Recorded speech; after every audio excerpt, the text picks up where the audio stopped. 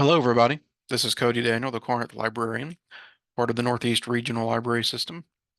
Today, we're going to be reading The Three Little Pigs, retold by Kath Jewitt, illustrated by May Matsuoka, read with permission from Paragon.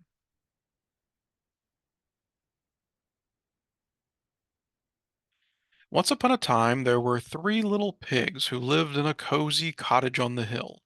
They loved to eat all the delicious food their mother made them every day. They ate so much that it wasn't long before the three little pigs had grown so big that there was no room for them in the cozy cottage any more. "I'm sorry," said the mother one morning, "but it's time you made your own way in the world."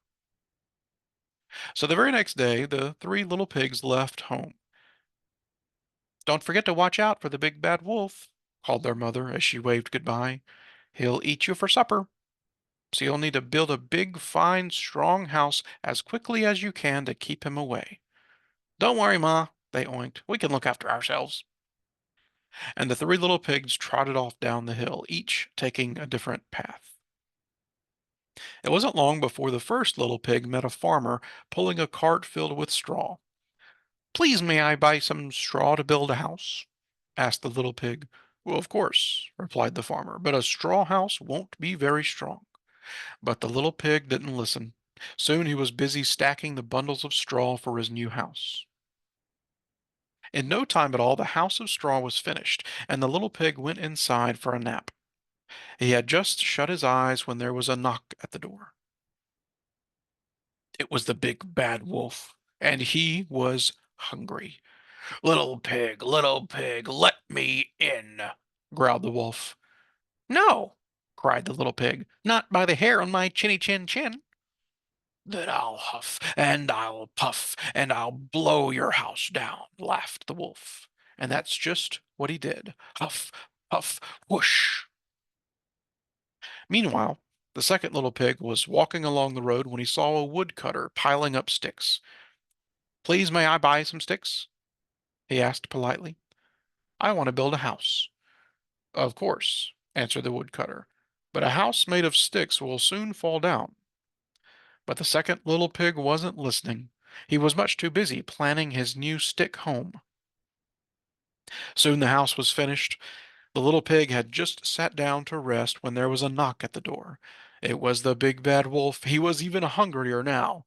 Little pig, let me in," he growled. "No way, not by the hair on my chinny chin chin," cried the second little pig. "Then I'll huff and I'll puff and I'll blow your house down," cried the wolf.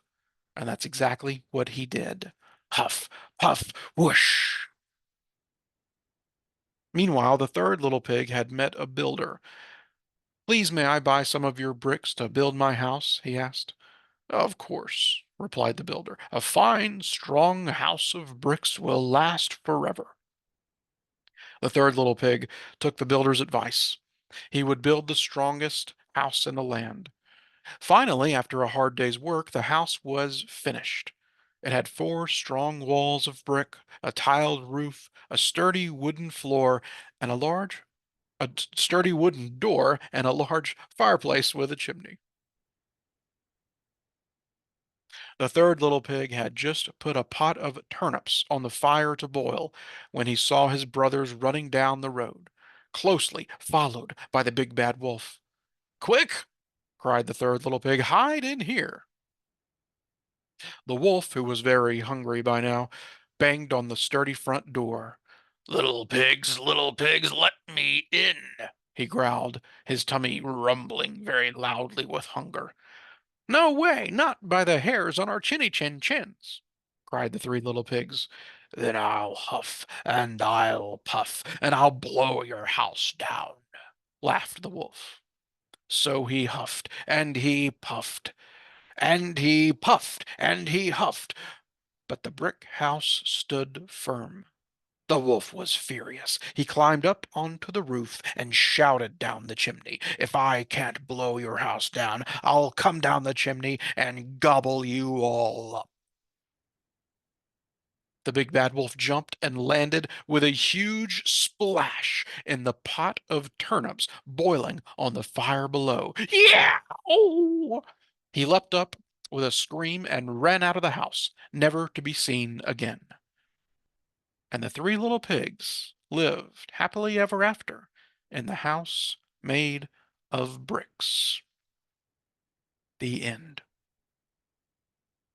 Thank you, everybody, for joining us. Come back next time for another fun story.